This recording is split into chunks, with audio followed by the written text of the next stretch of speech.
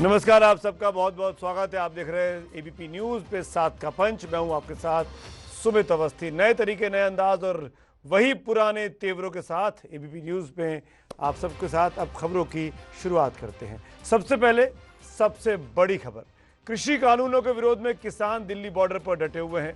दूसरी ओर इस पर सियासत भी अब खूब हो चली है।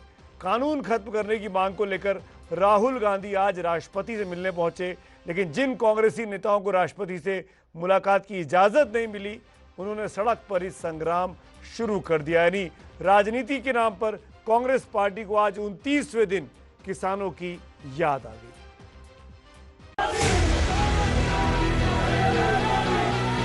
किसानों के समर्थन में कांग्रेस नेता सड़कों पर उतरे तो संग्राम मच गया।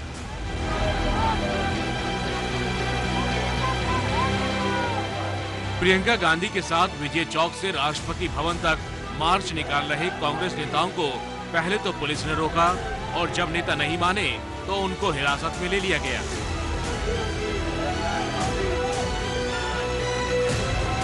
प्रियंका गांधी और कांग्रेस नेताओं की आधे घंटे की हिरासत के पीछे कृषि कानूनों पर जारी वो सियासत है जिसका केंद्र पिछले एक महीने से दिल्ली के बॉर्डर बने हुए हैं। और आज जब कांग्रेसी नेता राष्ट्रपति के सामने इस मुद्दे को उठाने पहुंचे तो सड़क पर हंगामा होता रहा। दरअसल कांग्रेस के नेताओं ने कृषि कानूनों के विरोध को लेकर राष्ट्रपति से मुलाकात की अनुमति मांगी थी।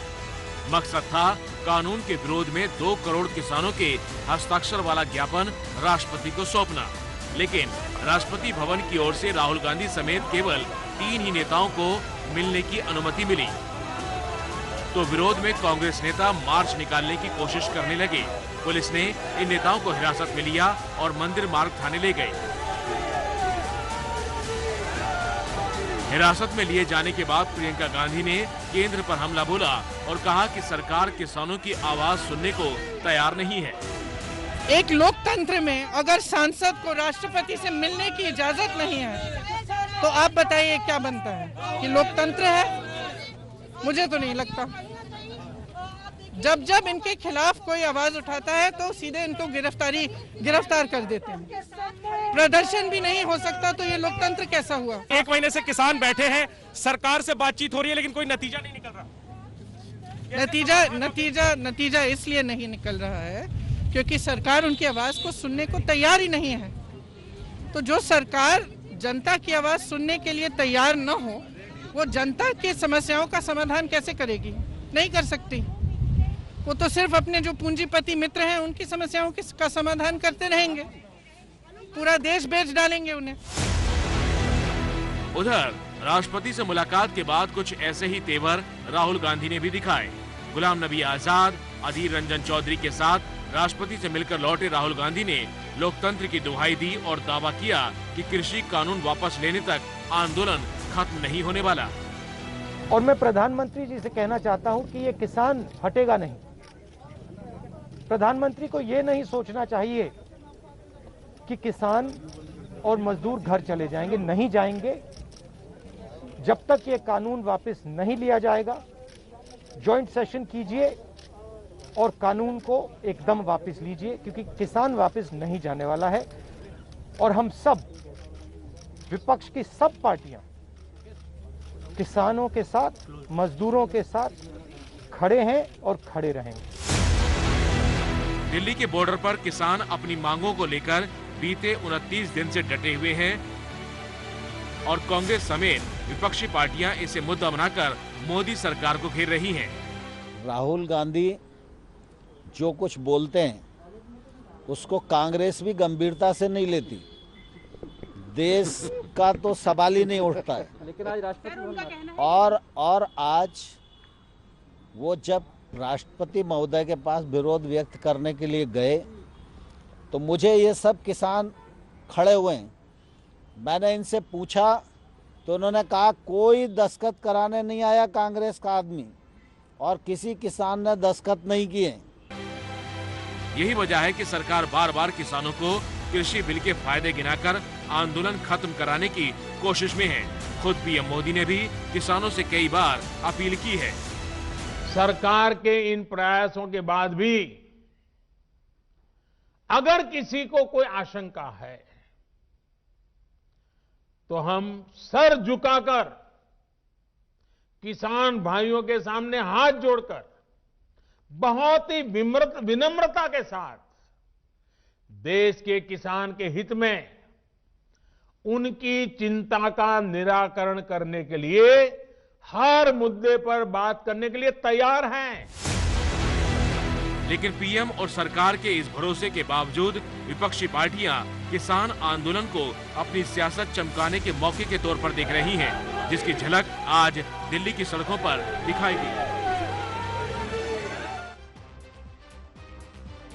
किसानों के आंदोलन के बीच बीजेपी कृषि कानूनों के फायदे अब आम लोगों तक पहुंचाएगी। कल अटल जयंती पर पीएम मोदी किसानों से संवाद करेंगे। पीएम का संदेश जन जन तक पहुंचाने के लिए बीजेपी ने पूरा प्लान तैयार कर लिया है। खून से सफेद कागज पर सरकार को खत और मांग वही कि कृषि कानून को वापस करो। दिल्ली के गाजीपुर बॉर्डर पर डटे युवा किसानों ने अब कृषि कानून के विरोध का ये नया तरीका ढूंढ निकाला है। विरोध के इन तरीकों में वही जिद दिखाई दे रही है जिस पर अड़े किसान 29 दिनों से दिल्ली के बॉर्डर से हटने को तैयार नहीं और सरकार किसी भी तरह उन्हें मनाने की कोशिशों में लगी हुई है। कल जब बातचीत के न्योते को किसान संगठनों ने ठुकरा दिया तो आज फिर से सरकार की ओर से नई चिट्ठी लिखी गई जिसमें दोबारा अपील की गई कि किसान बातचीत के लिए सरकार को तारीख बताएं और खुले मन से बातचीत का स्वागत सरकार पहले ही कर चुकी है। सरकार के प्रस्ताव पर क्या टिप्पणी करना चाहते हैं, उस प्रस्ताव पर क्या जोड़ना चाहते हैं, क्या घटाना चाहते हैं, वो हमको बताएंगे और कब उनको सुविधा है वार्ता करने के लिए वो तारीख और समय हमें बताएंगे। तो भारत सरकार पूरी तरह वार्ता के लिए उनके साथ तैयार है। सरकार की कोशिश है कि वो किसानों को समझा सके कि कृषि कानून उनके हित में है। इसी कड़ी में कल अटल जयंती पर पीएम मोदी देश के किसानों से संवाद करेंगे और करीब 9 करोड़ किसानों के खातों में किसान सम्मान निधि के 18,000 करोड़ रुपए ट्रांसफर करेंगे। 25 दिसंबर को जब सुशासन दिवस है उस दिन 9 करोड़ किसानों को 18,000 करोड़ रुपया एक बटन दबाकर 2 घंटे के भीतर 9 करोड़ किसानों को उनके अकाउंट में ट्रांसफर किया जाएगा। किसानों के आंदोलन के बीच बीजेपी इस मौके की अहमियत को समझ रही है। यही वजह है कि बीजेपी ने पीएम मोदी के संदेश को देश के कोने कोने तक पहुंचाने की तैयारी शुरू कर दी है। बीजेपी अध्यक्ष जेपी नड्डा ने पार्टी सांसदों, मंत्रियों, प्रदेश और जिलाध्यक्षों को पत्र लिखा है और पीएम मोदी के भाषण को बड़ी बड़ी स्क्रीन के जरिए जनता तक पहुंचाने को कहा है ताकि कृषि कानून को लेकर किसानों के हर भ्रम दूर किया जा सके। आज ये सारे किसान यहाँ सिर्फ इसलिए चलकर आए हैं क्योंकि ये कृषि सुधार बिलों का समर्थन करना चाहते हैं। इन्होंने सबने मिलकर मुझे समर्थन पत्र भी दिया है और इन्होंने यह भी कहा है कि कृषि सुधार बिल में संशोधन के मामले में सरकार को किसी दबाव में आने की जरूरत नहीं है। इसी बीच सिंघू बॉर्डर पर किसानों के बीच चर्चा का दौर जारी है। उम्मीद है कि सरकार की कोशिशें जल्द असर दिखाएंगी और आंदोलन के नाम कृषि कानून के विरोध का ये सिलसिला खत्म होगा। किसान कानून को लेकर विवाद पहले से ही चल रहा है। अब यूपी में एक नया विवाद शुरू हो गया है। योगी सरकार ने दंगे के आरोपी बीजेपी विधायकों से केस वापस लेने का बारी बारी से फैसला लिया है। मामला 7 साल पुराना है, 2013 की ये बात है। राज्य की राजनीति अब राज्य सरकार के इस फैसले के बाद बेहद गर्मा गई है।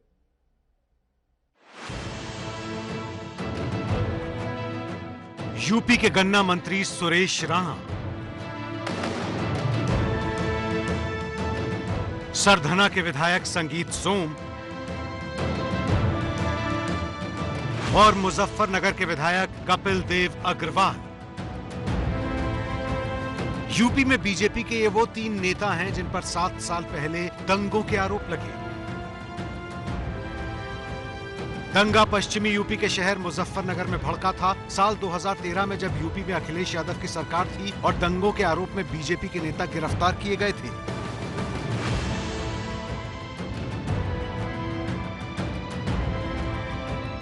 जब समाजवादी पार्टी की सरकार थी तो हम लोगों के ऊपर ये फर्जी मुकदमे लगाए गए थे और मुकदमे ही नहीं लगाए गए, हम लोगों को फर्जी जेल भेजा गया। आपने देखा होगा अगर फर्जी नहीं होते तो एनएसए की कार्रवाई सरकार ने हम पर की थी उस टाइम, और जो असली दोषी हैं उन्हें बचाने का काम किया था, और फर्जी मुकदमे में एनएसए लगाई तो कोर्ट ने उसी टाइम वापस ले ली थी। तो इसलिए ये फर्जी मुकदमे थे, सरकार ने जो वापस लेने की प्रक्रिया शुरू करी है उन्हें वापस ले रही है। अब यूपी में सरकार योगी आदित्यनाथ की है, लिहाजा सरकार ने अपनी पार्टी के 3 नेताओं पर लगे केस वापस लेने का फैसला कर लिया है। इन तीनों नेताओं पर 7 सितंबर 2013 को गांव की महापंचायत में भड़काऊ भाषण देने, धारा 144 के उल्लंघन और आगजनी की धाराओं में केस दर्ज किया गया था। अब सरकार ने जनहित की दलील देते हुए तीनों नेताओं पर केस वापस लेने की अर्जी कोर्ट में लगा दी है। 2013 में मुजफ्फरनगर में हुए दंगे के संबंध में एक मामला थाना सिखेड़ा पर पंजीकृत करा गया था, जिसमें हमारे जनप्रतिनिधि श्री संजीव बालियान, श्री भारतेंदु जी, श्री कपिल देव अग्रवाल, श्री सुरेश राणा जी, इनके विरुद्ध माननीय न्यायालय में चार्जशीट दाखिल की गई थी। यह मामला वर्तमान में कोर्ट नंबर 5 में पेंडिंग है, जिसमें शासन स्तर से मुकदमा वापस लेने की कार्रवाई की गई है। अभियोजन को यह पत्र माननीय जिलाधिकारी महोदय के माध्यम से प्राप्त हुआ, उसमें 321 की एप्लीकेशन हम लोगों ने कोर्ट नंबर 5 में मूव की है। यूपी सरकार के इस फैसले को समाजवादी पार्टी अपराधियों को संरक्षण देने वाला बता रही है। दूसरा पक्ष भी केस वापस लेने की मांग करने लगा है। देखा जा रहा है कि अगर एक पक्ष के मुकदमे वापस होंगे तो किस ग्राउंड पर होंगे और दूसरे पक्ष के मुकदमे क्यों नहीं वापस ले जाने का अगर आदेश है, इस पर देखा जा रहा है। पूर्व में पता लगा था कि सभी तत्कालीन जनप्रतिनिधियों के मुकदमे वापस ले जाने का आदेश आया था। देखा जाएगा कि कोई नया ऑर्डर आया है या कोई उसमें संशोधन किया गया है। अगर मुकदमे वापस होते हैं तो हम भी, चाहे इसमें उच्च न्यायालय तक जाना पड़े, हम भी अपने सब मुकदमे वापस कराएंगे। यूपी सरकार के इस फैसले पर सियासी संग्राम शुरू हो चुका है। यही वजह है कि जब दंगे के आरोपी और यूपी सरकार के मंत्री सुरेश राणा से जब इस बारे में सवाल पूछा गया तो वो सीधा जवाब देने से बचते दिखे।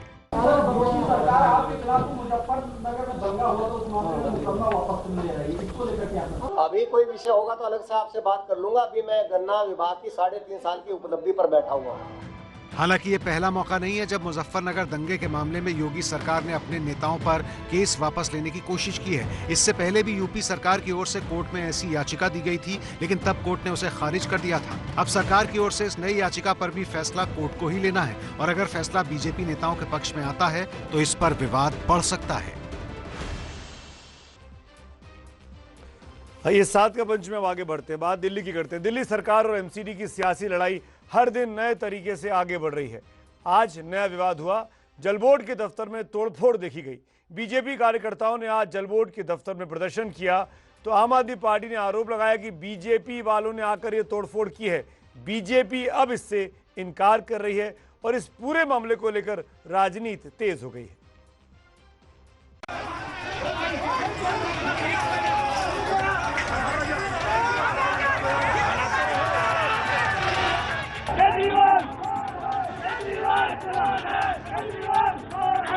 टूटे हुए शीशे, टूटे गमले और गैलरी में फैली हुई मिट्टी। तस्वीरें दिल्ली के जल बोर्ड के दफ्तर की है। भैया बहुत तोड़फोड़ करिए, हम भी मारे। बीजेपी के प्रदेश अध्यक्ष आदेश गुप्ता की अगुवाई में कार्यकर्ता दिल्ली जल बोर्ड के दफ्तर में प्रदर्शन करने पहुंचे थे।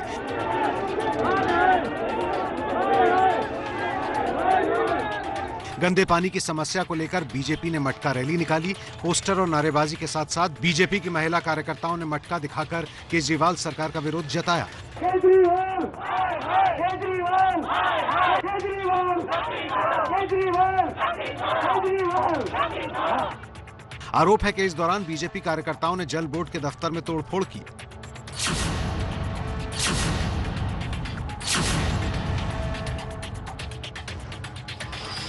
आप नेताओं का आरोप है कि बीजेपी कार्यकर्ताओं ने न सिर्फ दफ्तर में हंगामा और नारेबाजी की, बल्कि आप नेता और जल बोर्ड के उपाध्यक्ष राघव चड्ढा के दफ्तर को भारी नुकसान पहुंचाया है।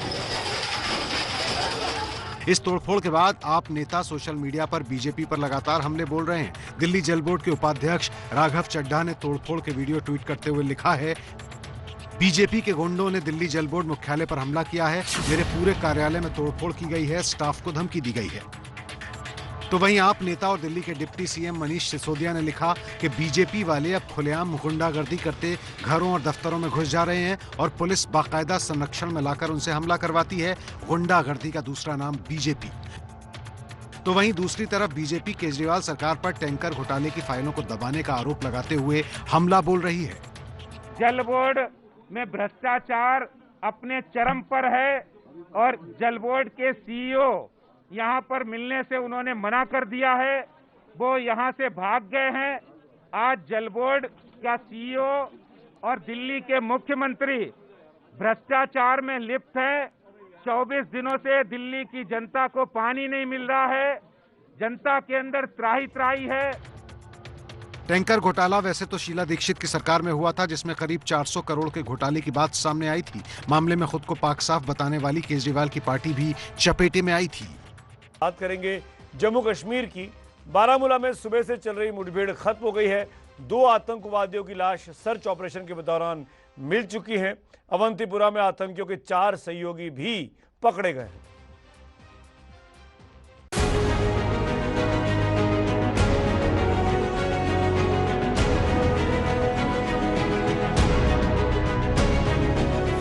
जम्मू कश्मीर में सेना को मिली बड़ी कामयाबी। सेना के हत्थे चढ़े 4 दहशतगर्द। बारामूला में सेना ने आतंकियों को दिया मुंहतोड़ जवाब। घाटी में आतंक का होगा काम तमाम। बख्तरबंद गाड़ियां और हाथों में हथियार लेकर सेना के जवान घाटी में आतंक से इसी तरह लोहा ले रहे हैं। ये तस्वीरें घाटी में आतंक का अंत करने की तैयारी की है। तस्वीरें जम्मू कश्मीर के बारामूला की हैं, जहां सेना और आतंकियों के बीच मुठभेड़ हुई। इस दौरान आतंकियों ने सुरक्षा बलों पर फायरिंग भी की तो आतंकियों को मुंहतोड़ जवाब दिया गया। तो वहीं दूसरी तरफ जम्मू कश्मीर के अवंतीपोरा में सेना ने आतंकियों के 4 मददगारों को गिरफ्तार कर लिया। बताया जा रहा है कि ये चारों अल बदर नाम के आतंकी संगठन से जुड़े हैं। सुरक्षा बलों से मिली जानकारी के मुताबिक सेना को अवंतीपोरा में कुछ संदिग्धों के छिपे होने की जानकारी मिली थी। इसके बाद सेना ने पुलिस की मदद से सर्च ऑपरेशन चलाया। इस दौरान अवंतीपोरा के डडसरा और लरमो इलाके से 4 संदिग्धों को गिरफ्तार किया गया। पकड़े गए चारों आतंकियों की पहचान यावर अजीज डार, सजाद अहमद पारे, आबिद मजीद शेख और शौकत अहमद डार के रूप में हुई है। चारों आतंकी अवंतीपोरा के रहने वाले हैं। ऑपरेशन के दौरान सेना ने आतंकियों के पास से एक AK-56 राइफल और एक AK-56 मैगजीन और 28 गोला बारूद और एक हैंड ग्रेनेड बरामद किया है। सेना अब इन आतंकियों से पूछताछ कर रही है। इससे पहले 13 दिसंबर को पुंछ में सेना ने 2 आतंकियों का काम तमाम कर दिया था।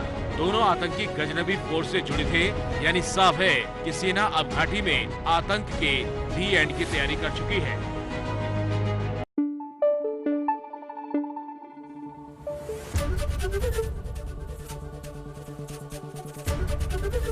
ABP न्यूज आपको रखे आगे।